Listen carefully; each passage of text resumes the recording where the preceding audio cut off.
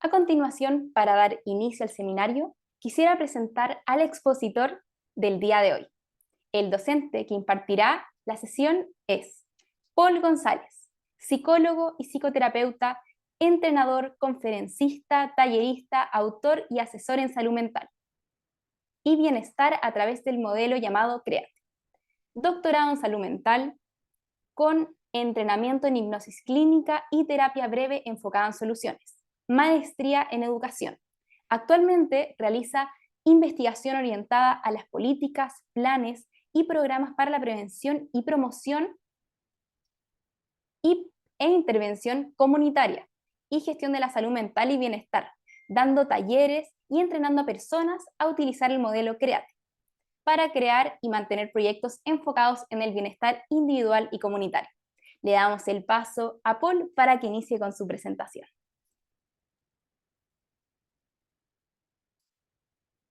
Muchas gracias, Johnny.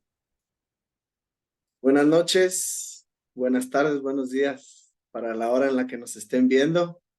La mayoría, pues también estuve viendo que son de México, entonces aquí ya es la noche, ¿verdad?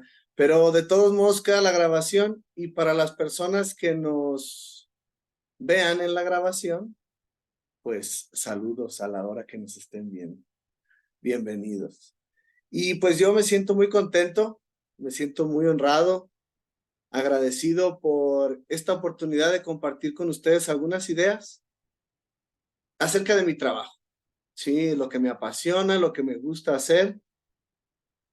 Y sin hacer más tiempo, vamos a aprovechar lo más que se pueda. Voy a compartir pantalla.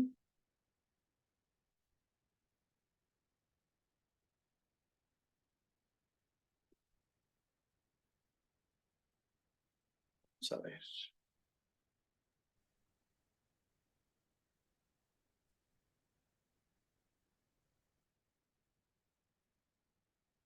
Sí, sí se ve bien, Johnny. Sí, todo bien, todo en orden. ¿Igual? ¿No se ha movido? No. Ok, perfecto. Muchas gracias. Muy bien, entonces, pues ya con la presentación, saben ustedes que el día de hoy vamos a hablar un poquito del mindfulness y de la hipnosis. Y cómo estos dos, pues, disciplinas que algunas veces las llamamos técnicas, ¿sí? O herramientas. Entonces, pues, ¿por qué es importante eso? De eso vamos a hablar el día de hoy. Porque, pues, se utilizan en el proceso psicoterapéutico y muchas personas en mis entrenamientos me llegan a preguntar si son lo mismo. Y en el área en la que yo trabajo, pues se suele dar en muchas ocasiones. Tengo un centro de formación en donde mi esposa y yo damos clases para la comunidad y dentro de esas clases se encuentra el yoga, por ejemplo. Y en el yoga, pues se hacen algunos ejercicios de respiración, algunos ejercicios de meditación y dentro de ellos se encuentra el mindfulness.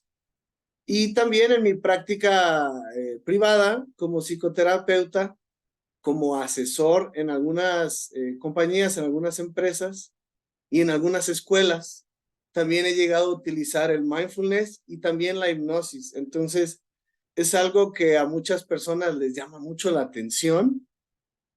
Existen muchos mitos, existen muchas dudas y también malos entendidos.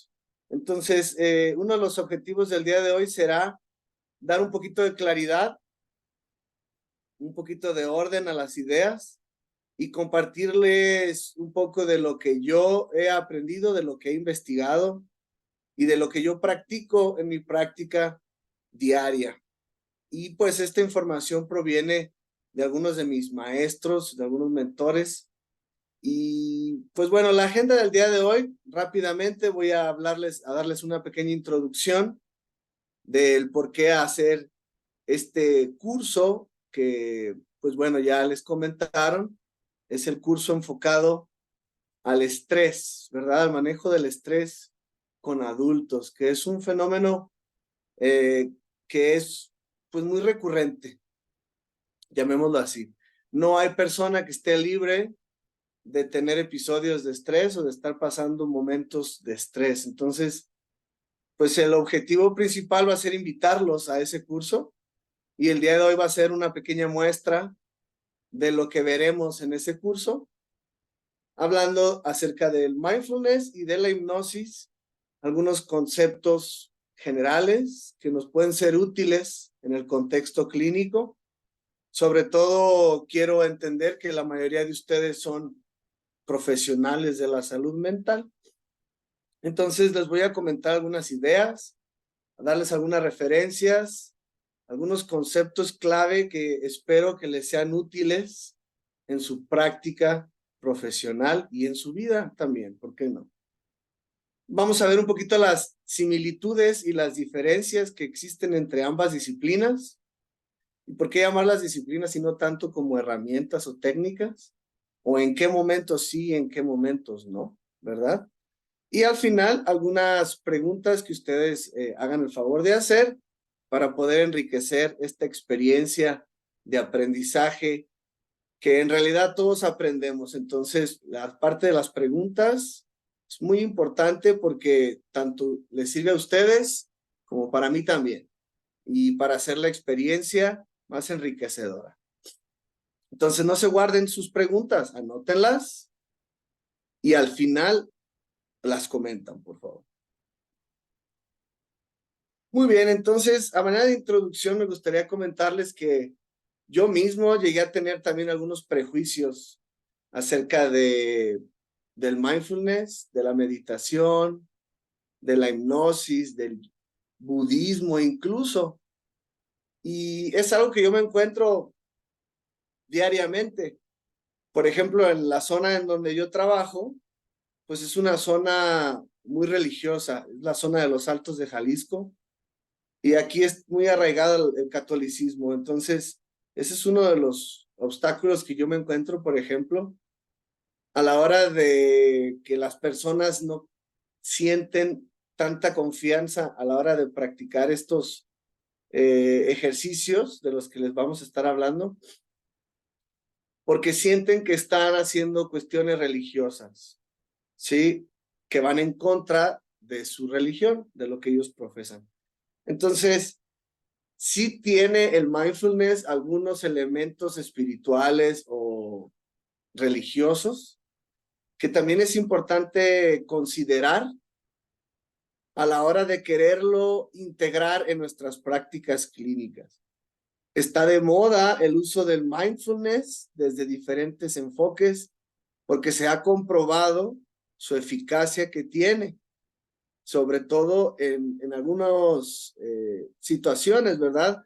Que todos llegamos a experimentar en nuestros consultorios, que las personas están experimentando estrés en su vida personal, en su vida profesional, en su vida social, en su vida de pareja, familia, en lo financiero, en el significado de vida, etcétera.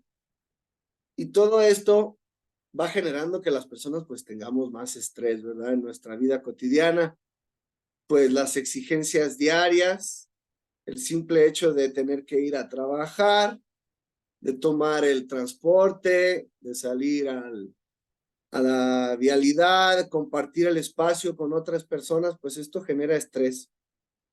Es algo de lo que hablaremos en el curso y pues el día de hoy nada más comentarles que se ha documentado, se ha investigado los efectos que tienen para la reducción del estrés, tanto el mindfulness como la hipnosis. También existe investigación acerca de su utilidad para el manejo de dolor y su uso en contextos hospitalarios, ¿sí? En cuidados paliativos, por ejemplo. Incluso también yo lo he utilizado en ambientes deportivos con equipos, grupos de alto rendimiento.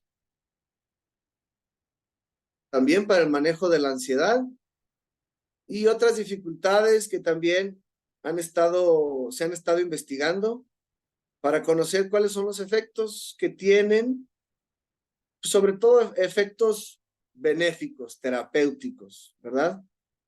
Y algo que vamos a mencionar el día de hoy, que voy a mencionarles, es no solamente el mindfulness, sino entenderlo como una meditación guiada. Porque hay meditaciones que se pueden hacer de manera individual. Sin embargo, en un contexto clínico, en un contexto psicoterapéutico, estaremos refiriéndonos entonces a un proceso guiado que está caracterizado por una relación interpersonal entre el terapeuta o la persona que está aplicando la meditación y el que está meditando, en este caso sería el consultante o el paciente.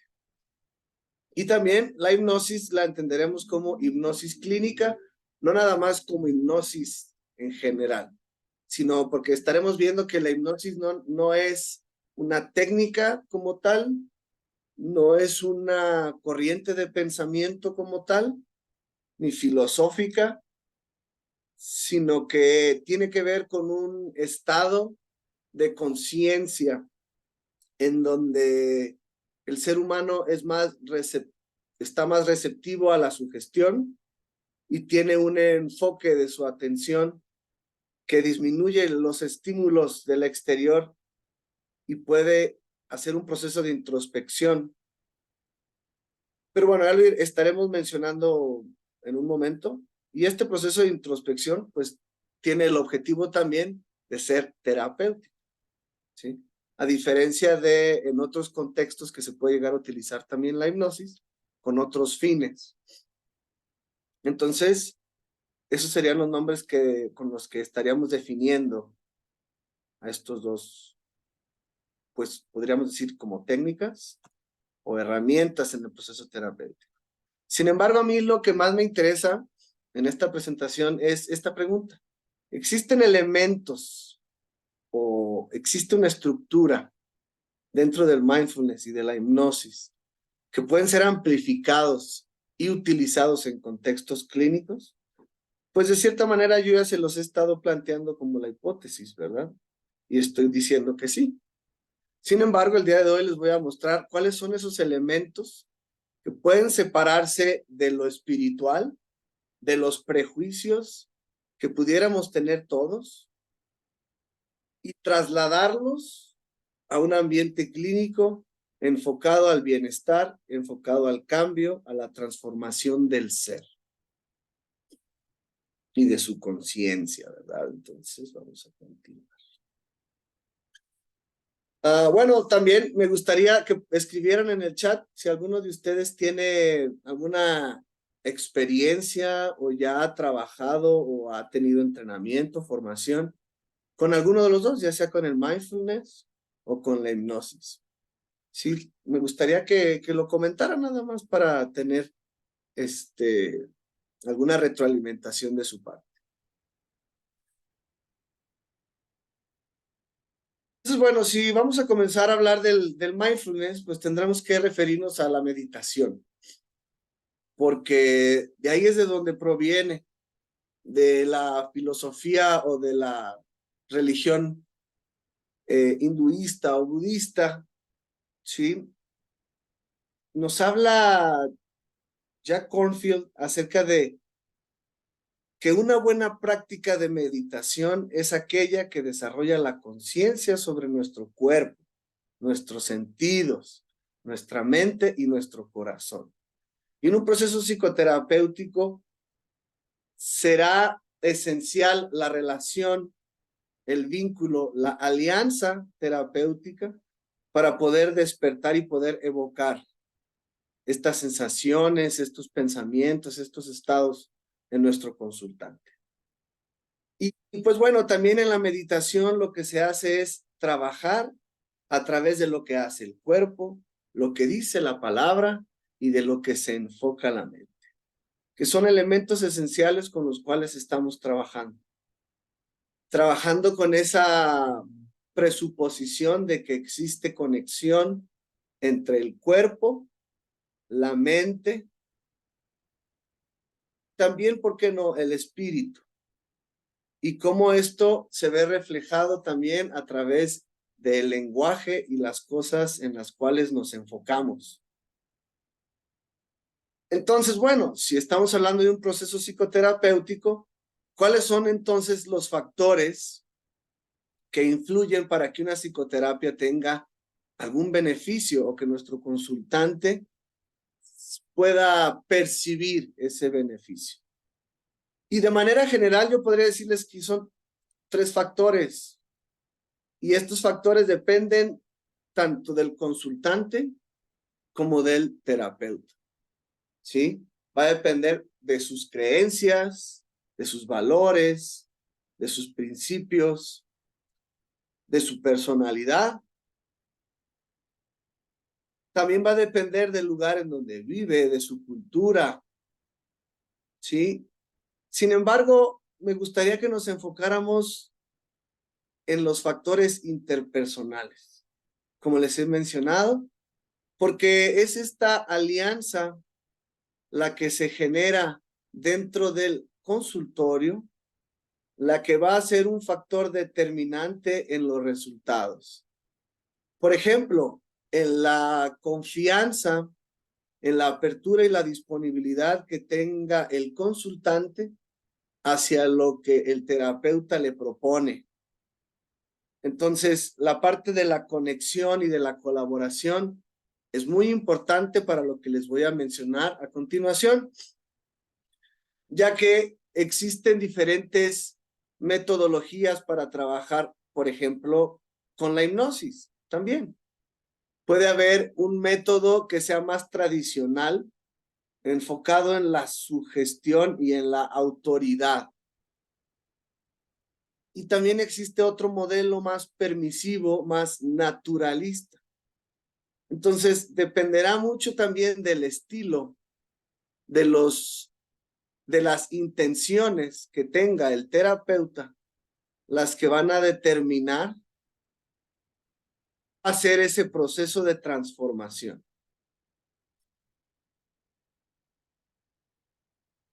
Entonces, el mindfulness, pues, ¿qué es? Si alguno de ustedes ya ha tenido experiencia o ya ha visto algunos videos, ha leído algún libro o incluso lo practica, pues a alguna de estas definiciones les serán muy conocidas. Son definiciones muy generales. Sin embargo, son muy útiles para poder determinar qué es el mindfulness, porque en español lo llegamos a traducir como atención plena, conciencia plena, y pues no llegamos a definir muy claramente qué es. Y es uno de mis objetivos el día de hoy, poder llegar a determinar y a definir qué sí es y qué no es mindfulness, qué sí es hipnosis y qué no es hipnosis.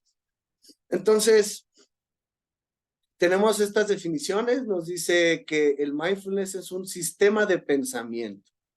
Desde ahí es algo que nos plantea una dificultad tanto para la investigación científica como para la puesta en práctica en un contexto clínico, ya que está cargado de muchos conceptos, incluso podríamos considerarlos morales, éticos, estéticos, que están detrás de la filosofía del mindfulness. Entonces, sí es bien importante considerarlo porque algunos maestros budistas mencionan que incluso puede llegar a ser un cierto daño que se practique el mindfulness de manera aislada, como se llega a practicar en algunas, o se llega a promover en algunas prácticas. ¿Por qué? Porque ellos mencionan que el mindfulness es parte de un todo, de un sistema, y que solamente nos enfoquemos en una parte de él, pues le está quitando mucho de sus alcances terapéuticos o transformadores que puede llegar a tener, liberadores, ¿no? Como se menciona en la literatura. Entonces también es un vehículo para la autoexploración. También los escritos budistas hablan de que a través de la meditación se puede hacer una introspección, conocernos más, pero no nada más llegar al autoconocimiento, sino también que puede llegar a ser un camino hacia la iluminación y también ser una forma de vida, a convertirse en la manera en la que vivimos todos los días y en la manera en la que afrontamos las dificultades y las situaciones que se presentan en el día a día. ¿Sí? Entonces, algo que se ha visto en las investigaciones que tiene efectos positivos, el mindfulness, después de una constante repetición, es la regulación emocional. ¿Cómo es que las personas pueden llegar a desarrollar mayor regulación emocional y estrategias de afrontamiento ante las situaciones difíciles o cuando las situaciones no suceden como nosotros quisiéramos? Entonces nuestra reacción incluso llega a ser distinta y se puede llegar a ver cambios a nivel estructural y anatómico a nivel cerebral. Pero bueno, para no entrar en más detalle, eso lo haremos en el curso. Otra definición del mindfulness es tener conciencia plena y ser consciente. Que esto también va de la mano con algunos de los principios de la terapia Gestalt y de muchos colegas terapeutas que hablan de vivir en el presente. Pero ¿qué implica eso? Sí, porque pues vivir en el presente es algo muy ambiguo y que cualquier persona lo puede interpretar a su conveniencia. ¿Sí? Entonces, por eso es importante conocer lo que está detrás de este tipo de frases, por ejemplo, el tener conciencia plena, de vivir en el presente, porque se puede llegar a malinterpretar y las personas en lugar de beneficiarse y alcanzar un camino hacia la iluminación, pueden justificar su perdición y su decadencia con una frase como esa, es que debemos de vivir el presente, ¿no? Entonces, es bien importante que también conozcamos lo que está detrás, ¿sí? Y no nada más aplicar solamente una parte de un sistema. Y bueno, no necesariamente tenemos que volvernos budistas, ¿verdad? Sino que sí es importante que conozcamos qué es lo que está detrás de lo que estamos utilizando para que sepamos hacia dónde queremos ir, ¿sí? Y no nada más lo apliquemos de una manera subjetiva. Ok, entonces es prestar atención intencionalmente al momento presente sin dejarnos llevar por los juicios. Es una manera simple de cultivar lo que algunos han considerado, han definido como la integración de la conciencia. ¿Sí? Pero pues, ¿qué es integrar la conciencia, verdad? Suena algo pues muy bonito, pero también requiere de mucho trabajo, de mucha paciencia. Y que en realidad pues es algo que es muy difícil de alcanzarlo. Aquel que diga que pues no tiene problemas en su vida, que no experimenta emociones displacenteras, pues es un iluminado, ¿verdad? Pero para aquellos que somos simples mortales, que tenemos dificultades mundanas y cotidianas, pues a veces nos resulta difícil aplicar esto que parece tan fácil, pero no es tan sencillo. Entonces, la técnica o el enfoque nos dice que es que debemos de prestar más atención a lo que nuestra mente se enfoca, ¿sí? Porque es uno de los obstáculos según el budismo, ¿verdad?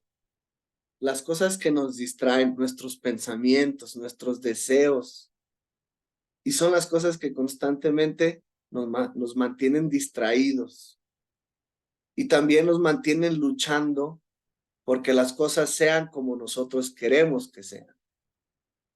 Entonces también ahí entra el siguiente elemento, que es tener o desarrollar más aceptación. Y esto se va a notar en cómo es que las personas desarrollamos esta habilidad para observar lo que sucede sin juzgar, con más aceptación y enfocándonos de manera intencionada. ¿En qué? Pues especialmente si hablamos de un proceso psicoterapéutico, sería a los propios pensamientos. A esos pensamientos que muchas veces son nuestro peor enemigo. Y bueno, el budismo nos habla también. ¿Por qué lo voy a mencionar? Nada más para, pues, para aquellos que no lo conozcan. pues tiene muchos principios, es una filosofía muy, muy interesante. Yo no soy budista, sí, desde ahorita lo quiero dejar claro. Sin embargo, he tomado varios cursos, mi esposa está certificada como maestra de yoga y me gustan muchos elementos, muchos principios de esta teoría.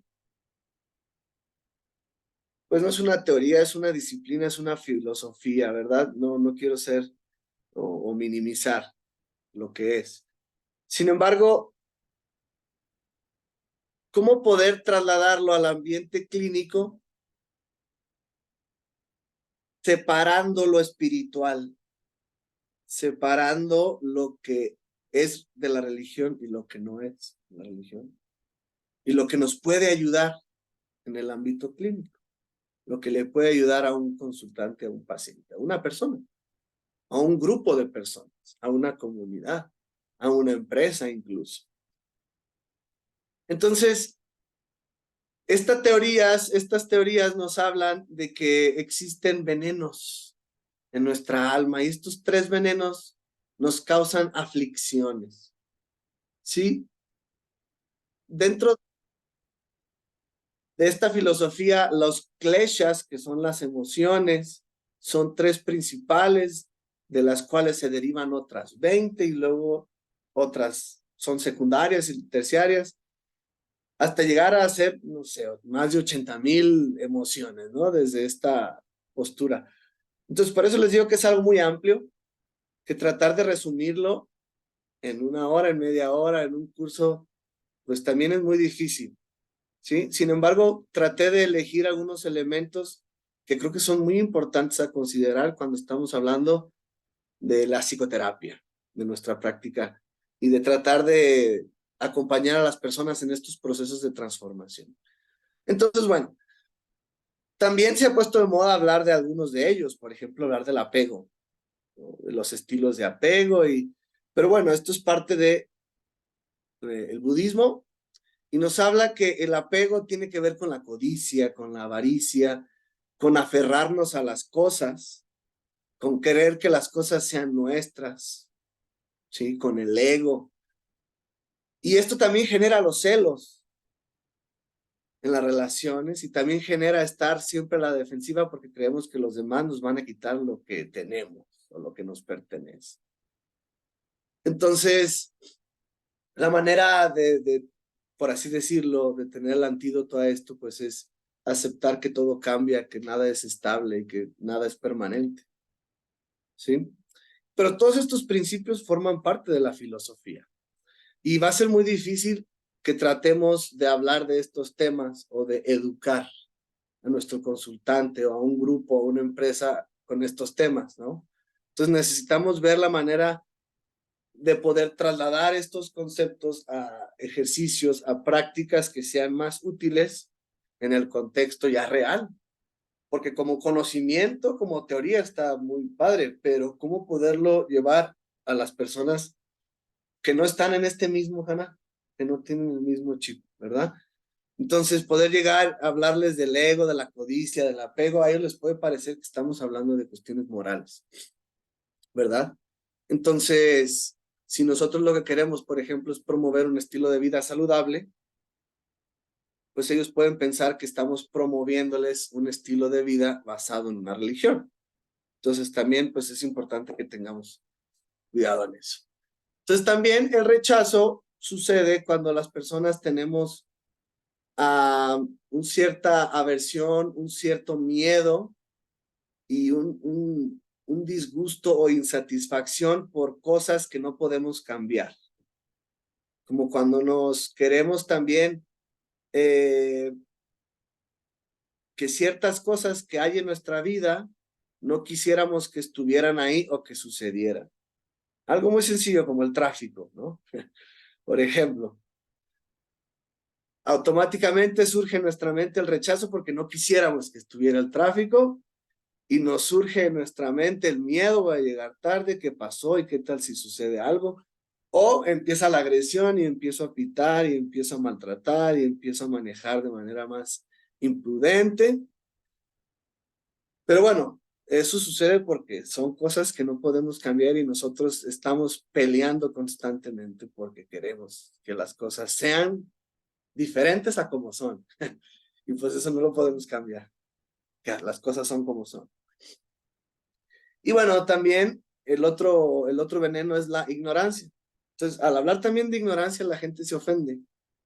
Porque parece que le estás diciendo a la gente que es ignorante, y la gente cuando le dicen que es ignorante, lo relaciona con ser tonto, ser incapaz. Entonces, pues son elementos de la filosofía que pueden ser también obstáculos, ¿verdad? A la hora de tratar de aplicarlos y de llevarlos a la práctica clínica. ¿Por qué? Porque pues la ignorancia de las leyes universales. ¿Cuáles son las leyes universales? Pues según esta postura son las leyes de Buda.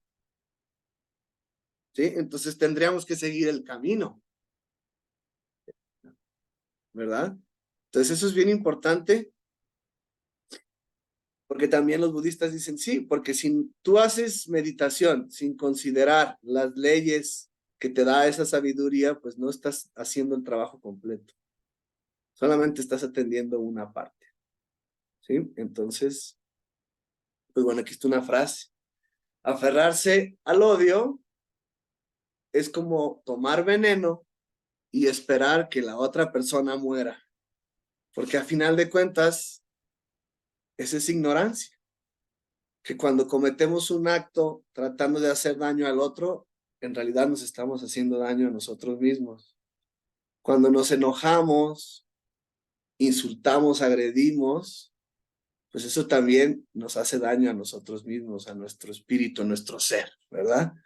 Pero también biológicamente porque nos estamos tomando un veneno, ¿verdad? Cada vez que nos enojamos y cada vez que nos estresamos, nos estamos nosotros generando un cóctel de químicos que nos están generando un desorden, un desequilibrio en nuestro organismo, en nuestra mente y en nuestro espíritu. Entonces, bueno, ¿cuáles son esos obstáculos? Les decía, para alcanzar la iluminación, la liberación, pues es el deseo principalmente, cómo poder liberarnos del deseo, ¿sí? De cuáles son nuestras intenciones cuando hacemos algo, incluso cuando queremos ayudar, porque queremos vernos como muy inteligentes, como que sabemos más que la otra persona. Y a veces, pues esa es una limitación también para el terapeuta. Su pensamiento, el querer racionalizar todo, el querer interpretar todo, el querer siempre tener la razón, enseñarle al otro lo que no sabe, no tener humildad, de cierta manera. ¿Sí? Entonces, estas son cosas que nos distraen del verdadero ser que estamos acompañando y del verdadero ser que somos nosotros y de la conexión que tenemos con el universo. Y bueno, ¿esto qué es lo que genera? Pues aflicciones. Y las aflicciones, pues es, como les decía, son las parte del veneno, ¿no? Lo que nos hace sentir insatisfechos y no disfrutar y no ser libres. Pero bueno, todos esos son algunos de los elementos que forman parte de esa filosofía que está detrás del mindfulness. El mindfulness proviene sobre todo de un libro, de un escrito sagrado, que es el Sati. Ay, la verdad, no soy muy bueno para pronunciar los nombres, pero es el Satipatthana Sutta, algo así. Sí, y es un libro sagrado en donde hace referencia al mindfulness, a la conciencia plena, a la atención plena, y cuáles son sus bases, en qué se debe de enfocar, ¿sí? Y bueno, existen dentro de la meditación tibetana dos tipos de meditación, que es el samatha y el vipassana. Y el mindfulness es parte del shamatha, algo así. Y es la que se considera como la meditación unipuntual, porque nuestro enfoque solamente está en un solo objeto, en una sola cosa. Los objetivos o las metas de este tipo de meditación es la tranquilidad y la concentración. En cambio, hay otra meditación que es la meditación analítica, porque trata de encontrar también sabiduría, de reflexionar acerca de algunas verdades, ¿sí? De algunas leyes universales. Y pues estas leyes universales son las leyes de Buda, ¿verdad? Entonces, ¿cómo puede llegar a ser la meditación completa sin enfocarse en Buda, ¿verdad? En las enseñanzas y en las leyes universales de Buda? Pues es muy difícil desde esta postura. ¿Por qué? Porque nos dice que la meditación en realidad es el satipatthana, que es la mezcla de ambas. Tanto la meditación unipuntual, que es la del mindfulness, como el vipassana, que es la meditación analítica y la que te lleva a la sabiduría, a la liberación. ¿Sí? Para poder hacer meditación más avanzada, que es meditación analítica de estas leyes universales, es necesario primero haber aprendido a hacer shamatha. ¿Por qué? Porque es lo que va a ayudar a que tu mente se calme, ¿sí? A lograr una conciencia que calma la mente. Y eso es muy difícil para los que no estamos acostumbrados a eso. Es como cuando no vamos al gimnasio, no hacemos ejercicio nunca y nos ponen a hacer ejercicio de repente, pues nos cansa, se nos hace aburrido, pesado, cansado. Y así sucede también a veces con la meditación. Porque como no tenemos la práctica, se nos hace pesado. Entonces, ¿cómo puede ser una meditación en donde mezclemos ambas? Poder lograr esta conciencia que calma la mente. Pues, por ejemplo, puede ser una meditación que se enfoca en el cuerpo, una meditación que se enfoca en los sentimientos, en la mente, en los pensamientos, y también relacionarlos y analizarlos basados en las enseñanzas de Buda. ¿Sí? Entonces, esto también nos plantea que debe de existir un maestro o alguien que te enseñe esas enseñanzas. ¿Sí? Entonces, también debe de existir esa relación interpersonal, esa influencia de una manera u otra, que se da incluso a través del lenguaje, ¿sí? A través de historias, a través de principios, de palabras que pueden generar significados. ¿Sí? Entonces, estos significados incluso pueden transformar la vida de una persona totalmente. Yo he conocido personas que solamente por haber entrado a meditar han logrado cambiar muchas cosas de su vida. Ahorita está mucho de moda el hacer rituales también, usando sustancias, ¿no? Psicoactivas. Pero en muchas ocasiones también lo que sucede en esos rituales es que se aprovechan muchos de los beneficios que tienen las técnicas de meditación y las técnicas experienciales, ¿verdad? Muy bien. Ay, ¿cómo voy con el tiempo? No me estoy alargando, vamos más o menos. Ok, muy bien. Y bueno, entonces hasta ahorita eso sería mindfulness, un poquito lo que está detrás del mindfulness. No sé si haya alguna pregunta o algo, la anotan y al final la podemos tratar de contestar juntos. Y pues bueno, ay, me regresé. Un elemento esencial de lo que hemos estado hablando hasta ahorita es el enfoque, ¿sí? El enfoque es un elemento importante en un contexto psicoterapéutico, ya que una persona, por ejemplo, en depresión, tiende a ver las cosas de una manera más negativa, ¿sí? Y se suele enfocar su mente, sus pensamientos, su lenguaje, su espíritu incluso, a la desesperanza, al sentirse incapaz. Entonces, es importante también que nos demos cuenta en dónde tiene el enfoque las personas, en qué se están enfocando, ¿sí? Y a través de estas técnicas que se utilizan en el mindfulness y en la hipnosis, ayudan a que las personas se enfoquen en algo distinto, en romper ese impasse o ese patrón de pensamiento que ya venían repitiendo constantemente estas personas.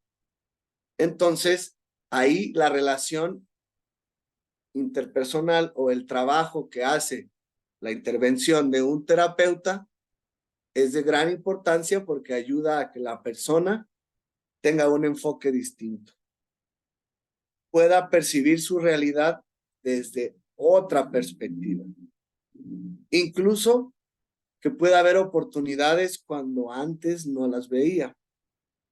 Y a partir de este enfoque se puedan activar mecanismos más creativos en su mente, ya que cuando está enfocada en pensamientos catastróficos, su mente no es capaz de ver alternativas, sino que solamente tiene una visión de túnel. Y lo que intentamos con estas experiencias es que las personas puedan evocar otras alternativas, evocar recursos que los hagan fortalecerse para poder afrontar el problema. Incluso podemos ayudarles a despertar esperanza para tener expectativas positivas del futuro y que su enfoque vaya dirigido al futuro de una manera más positiva y esperanzadora. Incluso también esto puede ayudar a que las personas recuperen su autonomía y puedan tomar las riendas, por así decirlo, de su vida.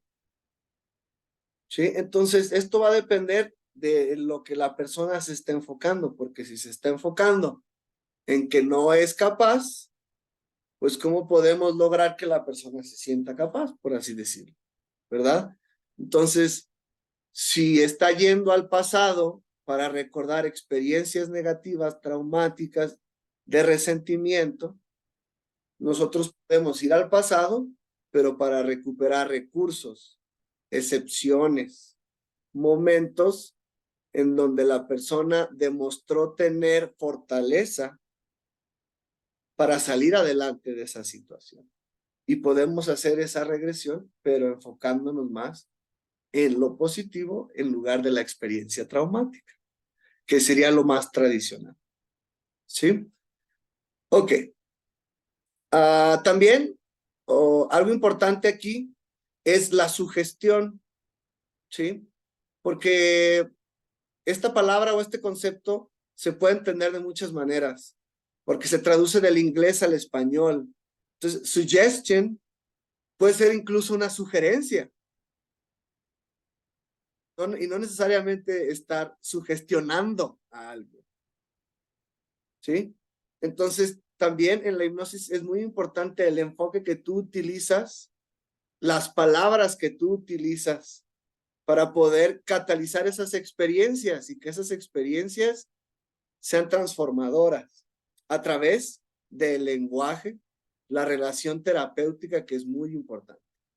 ¿Por qué? Porque tradicionalmente se ve la hipnosis como un proceso donde hay una persona que tiene poder mágico sobre una persona pasiva que está sentada y que se duerme y ya no sabe nada sobre ella, y que una persona tiene poder sobre la otra, básicamente.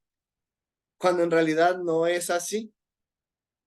Entonces es muy importante que también entendamos cuál es el objetivo que tenemos o la intención que tenemos cuando hacemos uso de la hipnosis.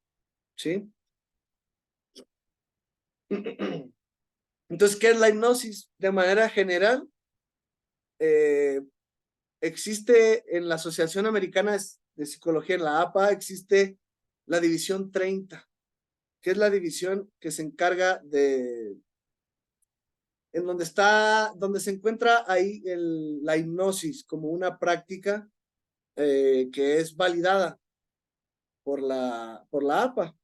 Y ellos son los que en el 2014 definieron lo que es hipnosis. Y ellos lo hicieron con el afán no de simplificar lo que es hipnosis o de hacer menos, sino de tratar de dar un concepto en donde podríamos todos tener un acuerdo, incluso poder ayudar a las investigaciones científicas, ¿sí? Porque también en muchas ocasiones cuando se habla de hipnosis está cargado de mucha ideología o de muchas creencias o incluso de esoterismo. Entonces, pues se trató de evitar todo eso y convertirlo en una práctica basada en evidencia científica, ¿sí? Entonces, estos conceptos no están con hacia ningún enfoque terapéutico en particular. Porque, por ejemplo, la hipnosis se puede utilizar con un enfoque cognitivo-conductual, se puede utilizar incluso con vidas pasadas, ¿sí? Que he escuchado también cosas que están de moda, las constelaciones familiares, ¿no? Que son algunos de los conceptos que ahorita pues mucha gente le llama la atención, ¿sí? Sin embargo, para evitar tendencia hacia alguno de estos enfoques o algunos paradigmas, entonces se trató de hacer estas definiciones, ¿sí? Entonces, la hipnosis es un estado de conciencia que implica la atención focalizada, igual que en el mindfulness, y una conciencia periférica reducida, caracterizado por una mayor capacidad de respuesta a la sugestión. Básicamente, eso es lo que es la hipnosis. Hay personas que se pueden incluso molestar si se simplifica y se dice que la hipnosis es un estado de conciencia. Porque hay quienes lo ven como un estado ancestral, iluminación incluso también. Hay quienes lo ven como que es la puerta para una conexión con la sabiduría universal y con tu sabiduría interna. ¿Sí? Entonces no es nada más un estado de conciencia, sino que es algo más, porque genera una conexión contigo mismo, mayor que la que tendrías en otro estado de conciencia. Pero bueno, la hipnosis entonces tiene que ver con un estado de nuestra mente. De un enfoque naturalista decimos pues que todos entramos en estado de trance durante el día, en varias ocasiones. Cuando estamos leyendo, cuando estamos lavando los trastes, lavando la loza, cuando estamos escuchando música, cuando estamos navegando en las redes, cuando estamos conduciendo un vehículo. Son momentos en donde nuestra atención se focaliza tanto que perdemos conciencia del tiempo y de algunos otros elementos externos que podrían distraernos, sino que estamos tan enfocados que incluso puede pasar una hora y se nos hizo que fue bien poquito. O incluso, como me sucede seguido, que llego a mi casa y no supe cómo le hice para dar vuelta en el coche, para frenarme en los semáforos, para prestar atención que ahí venía el de la motocicleta, que se me atravesó una señora. No sé cómo lo hice, sino que fue ese estado automático que me ayudó a mantenerme a salvo y a que no me sucediera nada. ¿Sí? Entonces, ese estado se aprovecha en un ambiente clínico para convertirlo en un proceso terapéutico. Y a eso es a lo que le llamaríamos la hipnosis clínica y la hipnoterapia. Entonces, se hace uso de ese estado de hipnosis para hacer un tratamiento de algún trastorno o de alguna preocupación médica o psicológica. Entonces, ahí es donde ya estamos hablando de hipnosis clínica, ya no solamente de hipnosis, sino que es una hipnosis que está siendo utilizada con un objetivo muy específico, que es el bienestar de quien está siendo hipnotizado. Hay quienes también hablan de que la hipnosis, para que sea hipnosis, tiene que haber como un acuerdo, ¿verdad? De que tú le digas a la persona, te voy a hipnotizar, y que la otra persona diga, ok, sí, hipnotízame. Entonces, como ya están de acuerdo, entonces sí. Pero bueno, Hay prácticas formales y prácticas informales. Hay quienes utilizan lo que es la hipnosis conversacional, que sucede cuando estamos conversando, y se utilizan algunos elementos de la conversación y de la comunicación para generar estados de trance naturales en las personas, sin necesidad de un ritual protocolario tradicional, como lo que vemos comúnmente. Un proceso de inducción tradicional, de cierra los ojos, concéntrate en tu respiración, en tu cuerpo, etcétera, ¿sí? Sino que sin cerrar ojos, sin entrar en todas esas instrucciones, también se puede lograr este estado de trance. En donde es un estado de conciencia, entonces, que nos lleva a estar en un estado de trance. Hay quienes también critican esta palabra porque dicen que no existe el trance como tal. Pero bueno, también para simplificarlo, a la hora de estudiarlo, se usa esa palabra para entender ese estado en el que las personas entran cuando están en hipnosis, ¿sí? Y le llaman trance, trance hipnótico. Y también se habla de la alta sugestionabilidad. Te puede ayudar sobre todo para hacer cambios, que es el objetivo de la terapia, hacer cambios en beneficio de las personas. Y nos aprovechamos de esa alta sugestionabilidad para tratar de ayudar a la persona a hacer esos cambios, ¿sí? En sus emociones, en sus percepciones, en su autoaceptación, sus expectativas a futuro, etc. Dependiendo lo que sea el objetivo de la terapia. Los hipnotistas o los investigadores en hipnosis, pues han hecho mucha investigación y existe pues mucho consenso sobre los elementos primordiales que caracterizan a la hipnosis, ¿no? Esta imagen que les pongo pues es un mito, ¿no? Algo que tradicionalmente se entiende como la hipnosis, cómo es que estos poderes mágicos tienen un efecto sedativo, somnoliento, ¿no? La otra persona y se duerme y se durmió, porque se usa la palabra dormir, ¿verdad? Incluso los hipnotistas famosos dicen, duérmase, se duerme, ¿no? Entonces, ¿qué es lo que pasa? Pues básicamente son algunos elementos importantes que se han investigado y que de manera general los voy a mencionar. Por ejemplo, cómo se elabora una sugestión, cómo las personas nos sugestionamos, ¿sí? Por ejemplo, cuando nos dicen algo, si nos enfocamos en el miedo es una emoción muy fuerte y está comprobado que a los latinos nos mueve mucho el miedo, ¿no? Entonces, ¿cómo podemos sugestionar a alguien a partir de despertarle el miedo, ¿no? Y, no sé, por ejemplo, ver fantasmas, que yo lo he hecho nada más de broma con algunos amigos, ¿no? Y sí hemos logrado que personas vean fantasmas donde en realidad no vean nada, ¿no? Pero pues a veces también es la presión social, el impacto, ¿no? Entonces, y la emoción que se implica lo que hace que las personas sean más sugestionables, ¿no?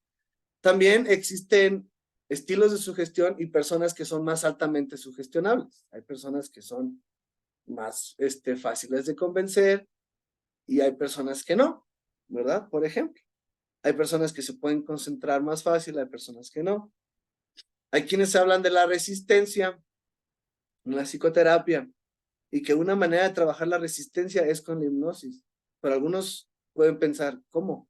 Pues si está resistente no va a querer que le haga hipnosis, ¿no? Entonces, es parte de trabajar la colaboración y esa alianza terapéutica para que la persona también esté dispuesta a experimentarlo como un trance formal, no nada más como parte de la conversación, sino que también quiera entrar a una experiencia de este tipo, porque también, pues la persona es un poco más pasiva y en un estado de trance también se deja de lado la parte racional, ¿sí? Entonces, esa parte queda a un ladito descansando y empezamos a trabajar con lo que es la parte subconsciente, ¿sí? Entonces, también la influencia social, ya lo había comentado, la sugestionabilidad humana, Cada persona tiene respuestas diferentes, hay quienes entran más fácil que otros, hay quienes entran más profundo que otros, ¿sí? No hay nada mejor ni peor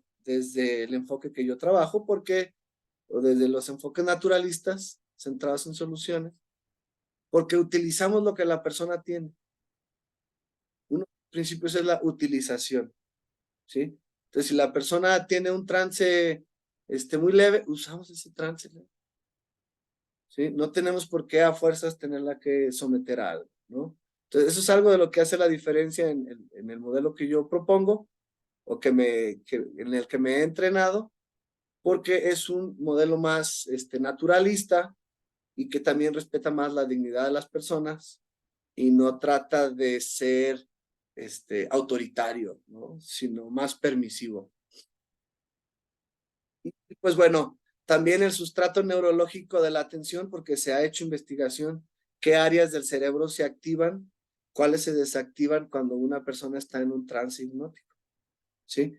Y se puede dar cuenta a través de los electroencefalogramas cómo es que una persona está activando diferentes zonas cuando está imaginando, por ejemplo, que huele algo, cuando en realidad no lo está oliendo, ¿no? Por ejemplo, o que está viendo algo cuando en realidad no está viendo nada, ¿sí? Entonces se trabaja mucho con la imaginación también, y eso es otro elemento importante, que no todas las personas son iguales para imaginar. Sin embargo, lo que nosotros queremos generar es una experiencia, ¿sí? Es una experiencia transformadora. ¿De qué? Pues de los elementos que ya hemos considerado importantes para trabajar en la terapia. Y creo que ya estoy con el tiempo encima, entonces voy a ir un poquito más rápido. Entonces, esto sería lo que llamamos una comunicación sugestiva. Cómo poder, a través de la comunicación, generar esa sugestionabilidad en las personas, ya sea profundo, leve, moderado, no importa. Sin embargo, lo que va a generar eso es la alianza, la conexión que exista con la persona, ¿sí? Eso es bien importante para poder generar buenos procesos de trance, por así decirlo. Y bueno, para irme rapidito, porque ya el tiempo nos está ganando, existen diferentes tipos de hipnosis, como lo he mencionado, la tradicional o la directiva y la naturalista o orientada a soluciones, que es la que yo practico, o la ericksoniana también. Podría entrar ahí también. Dentro de la directiva tradicional, lo que la caracteriza, pues, es que es autoritaria. Quien manda y quien dice todo lo que se hace es el operador, o en este caso el terapeuta. Le hace sugestiones, le dice a la persona qué sienta, qué debe de sentir, en dónde lo debe de sentir, etcétera, ¿sí? En cambio, un enfoque más naturalista es más permisivo, deja que la persona elabore, evoque sus experiencias, y las experiencias que tiene son las que usamos, no las que nosotros queremos que tenga, porque a veces se usan, por ejemplo, scripts o guiones ya hechos y queremos que la persona vaya a una playa, no sé, por ejemplo, y la persona en su mente se imaginó un bosque, nunca ha ido a la playa, entonces no se puede imaginar, y a veces podríamos entrar en ese tipo de dificultades porque estamos queriendo imponer nuestra agenda en lo que la persona y su mente está elaborando, ¿no? Entonces, por eso la importancia de nuestra postura de no experto, ¿sí? Y bueno, hay algunos fenómenos hipnóticos, pero esto ya igual lo podríamos platicar en el curso, que son con los que se trabaja en la hipnosis, con los fenómenos perceptivos de memoria, del cuerpo, y los afectos y las asociaciones. Dependiendo del síntoma y el área en donde se está viendo el síntoma, también es en el que se hace la intervención. Por ejemplo, si es una persona que está teniendo recuerdos negativos, pues trabajamos en los recuerdos para volverlos positivos, ¿sí? De manera general, es muy reduccionista, pero por el tiempo, nada más para explicar un poco esto. Entonces, ¿son lo mismo? No, pero tienen cosas en común, la hipnosis y el mindfulness. Número uno de las cosas que yo encuentro es que se trata de una atención enfocada, en donde la persona se absorbe, incluso puede llegar a disociarse. También en el que está caracterizada por el uso del lenguaje. El uso del lenguaje y la comunicación será clave para poder lograr estos estados. También la intencionalidad. ¿Qué intención tiene? Pues es promover el bienestar, la salud, estilos de vida saludables, los cambios positivos, ¿verdad? Por así decirlo. Y también los efectos a nivel psiconeuroinmunológico, que se ha visto incluso en ambientes hospitalarios con pacientes de cáncer. Diferencias esenciales, pues bueno, la meditación de mindfulness guiada es estar presente sin juzgar, mientras que en la hipnosis involucramos la memoria y la introspección. Estamos pidiendo a la persona que participe y que hurgue y que busque. En cambio, en el mindfulness nada más está presente. ¿Sí? En el mindfulness utilizamos un guión o una técnica correcta. Y en la hipnosis no, porque es una terapia cortada a la medida, basada en la utilización y en una relación de no experto. El mindfulness se enfoca en tener conciencia plena y en regular las emociones, en convertirse como una práctica que se repite y un hábito, ¿sí? En cambio, la hipnosis no, puede convertirse en una experiencia transformadora y resignificadora solamente en una sola sesión y no necesitar de tener que estarlo repitiendo muchas veces, ¿no? Entonces difieren en sus bases filosóficas y en sus intenciones, pero comparten su uso con una orientación terapéutica que ambas nos pueden servir para beneficiar a nuestros consultantes. ¿Cómo los puede beneficiar? Pues a través de ganar flexibilidad psicológica. Creo que eso es uno de los elementos principales, porque muchas veces los problemas de las personas se encuentran en la inflexibilidad. Entonces, pues bueno, esto nos puede ayudar también en esa parte. Rapidito, pues los mitos, dificultades, es que las personas dicen, no me quiero hacer budista, no me quiero involucrar en cosas raras, místicas esas, ¿no? O en la hipnosis, cosas que me dicen, no voy a dejar que controles mi mente y a ponerme a hacer cosas extrañas y no saber qué es lo que hago. Pues bueno, son mitos, algunos de los que vamos a estar hablando en el curso. Y para terminar, pues, ¿qué lenguaje es el que usamos? En el mindfulness usamos un lenguaje enfocado en estar conscientes, en ser abiertos y tener aceptación. Y en la hipnosis, centrada en soluciones, nos enfocamos en resignificar el problema a través de un enfoque en los recursos, la esperanza y la autoeficacia. ¿Sí? Y lo hacemos a través de el lenguaje, aprovechando un momento en el que las personas están enfocadas, absortas y abiertas a la sugestión. Esto, como tareas, objetivos de terapia, nos puede ayudar, uno, a establecer un hábito, el mindfulness, para que las personas lo practiquen ellos de manera particular y vayan generando un hábito de cómo reaccionar emocionalmente ante las situaciones que se presenten en su vida cotidiana. Y en la hipnosis nos va a ayudar entonces a establecer conversaciones que nos ayuden a resignificar algunos elementos del problema de las personas, ya sea a través de un trance formal o de un trance informal. Entonces te pregunto, ¿qué áreas quisieras tú atender con tus consultantes? A regular su organismo, a tener equilibrio emocional, a tener más conciencia de sí mismos, a desarrollar su intuición, a tener mayor comunicación sintónica consigo mismos y con el mundo, a tener mayor flexibilidad en sus respuestas, a modular el miedo, a tener mayor empatía o incluso a trabajar aspectos morales. ¿A ti en qué te puede ayudar? ¿En alguno de esos? Yo creo que sí. Entonces te invito a que te inscribas a este curso que vamos a tener sobre el mindfulness y la hipnosis para trabajar específicamente situaciones de estrés en adultos. Les agradezco mucho por su tiempo. Muchas gracias y pues adelante. No sé si tengan alguna pregunta. Ahí están mis contactos, Facebook, correo electrónico. Juni, ¿qué tal? ¿Cómo me fue con el tiempo? Muchas gracias. Excelente, excelente docente. Pasemos a las preguntas entonces.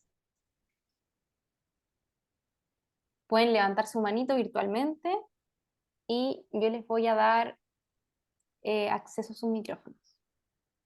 Voy a dejar de compartir. Preguntas. Ya. Raimundo. Raimundo, voy a activar tu audio.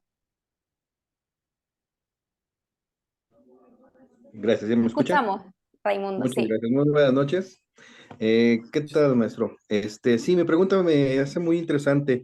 Tu servidor hace uso de la terapia y hago uso de la hipnosis ericksoniana, en cierta forma, de forma verbalizada.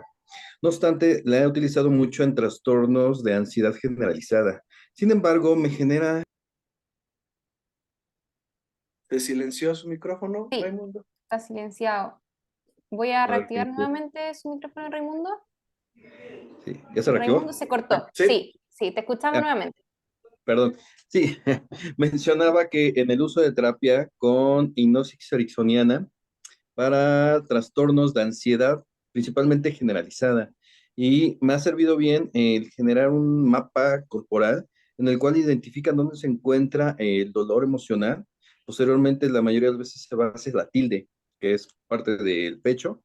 Sin embargo, el Mildred, si lo entiendo bien, genera también la misma consistencia o se hace de forma más regular, ya que la hipnosis, y cuando yo la utilizo, entran en trance de forma muy regular rápido. Y aquí entiendo que es un poco más lenta. Entonces, considerando que esto es una evidencia, ¿cuál sería la diferencia entre estas dos? ¿O reconocería la diferencia entre estas dos? Ok. Ah, gracias por tu pregunta, Raimundo. Interesante lo que comentas. A lo que me refiero con el tiempo en su uso es que el mindfulness es más bien una práctica que se puede realizar de manera cotidiana, ¿sí? Es algo que tú puedes hacer en tu casa y tú puedes hacer con un objetivo que es desarrollar, porque pues es como ir al gimnasio, ¿no? Desarrollar esas habilidades en tu mente. ¿Qué habilidades? Pues las habilidades de aceptación, las habilidades de estar presente, de estar consciente, de no distraerte por otras cosas que te generan aflicciones, ¿no? Por así decirlo. Y en la medida en la que tú lo practicas, te vas haciendo más hábil. Y cuando llegan esos pensamientos que te abordan y que tratan de hacerte entrar en la negatividad, por ejemplo, tú ya sabes cómo reaccionar a ellos, los aceptas, no te pones a rechazarlos, ¿sí? Los observas que lleguen y los dejas ir, sin juzgarlos, porque son parte de ti y tú los creaste, ¿sí? Entonces, es una técnica muy específica, el mindfulness, en el que necesitamos estarlo practicando para que con el paso del tiempo nos habituemos y lo hagamos ya casi sin pensarlo, ¿no? Que forme parte de nosotros. Casi así como cuando, no sé, aprendes algún instrumento musical, ya cuando lo practicas y lo usas, lo interiorizas, ya cuando estás muy avanzado en su práctica, puedes tocar sin estar pensando lo que estás tocando, ¿no? Sin estar volteando a ver. Entonces, es una habilidad, el mindfulness, que se desarrolla y que es muy útil porque es complementario a lo que tú trabajes. Sí, eso va a ayudar a que la persona tenga una estrategia de afrontamiento fuera del consultorio que le pueda ayudar a ganar mayor flexibilidad y regulación emocional. Perfecto, muchas gracias, Paul. Vamos a dar espacio para una pregunta más. Pueden levantar su manito.